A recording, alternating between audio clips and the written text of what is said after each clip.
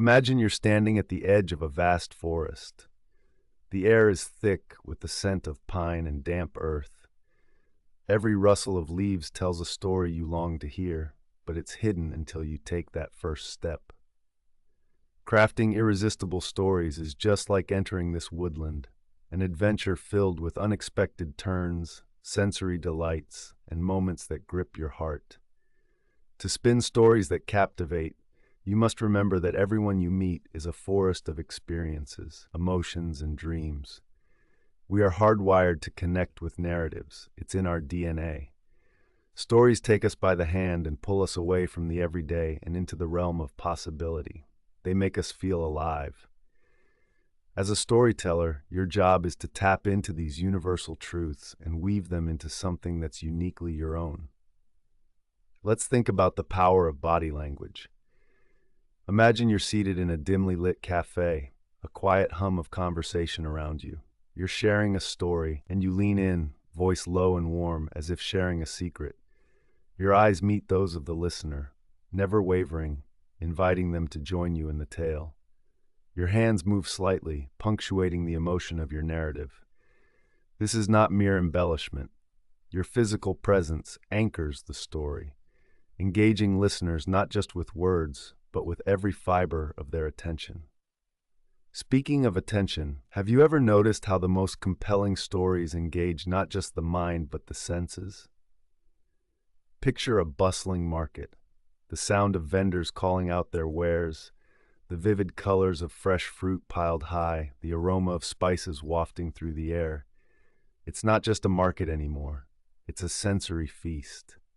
When you tell a story, immerse your listener in a similar experience.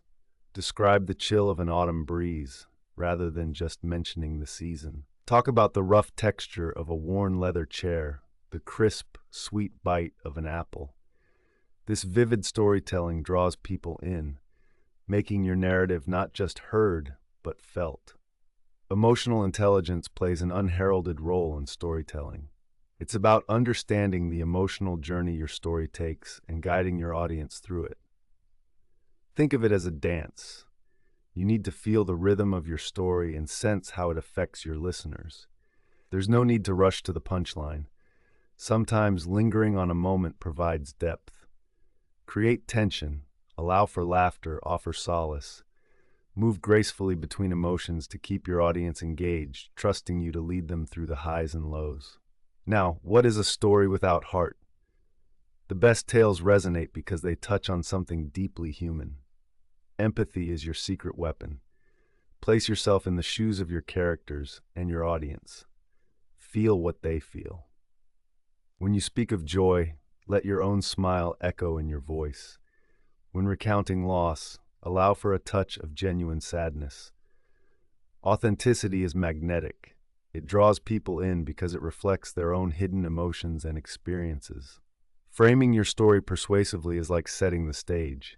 You don't just recount events, you craft them in a way that aligns with the emotions and beliefs of your audience. This is where confidence comes into play. Trust in your story and your ability to tell it. Your conviction will be a beacon, drawing listeners into your world.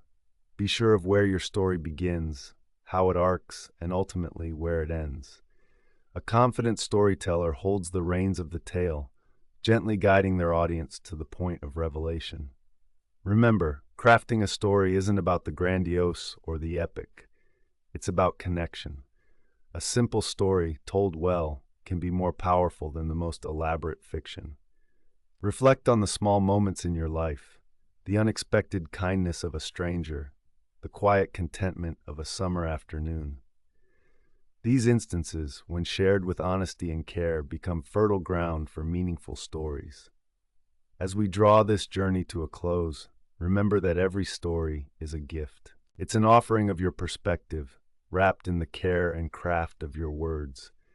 Each time you speak, you invite others to see the world through your eyes, if only for a moment. And in that moment, connections are forged, understanding blossoms, and hearts open. Consider the stories you have yet to tell. Think about their potential to illuminate, to inspire, to transform.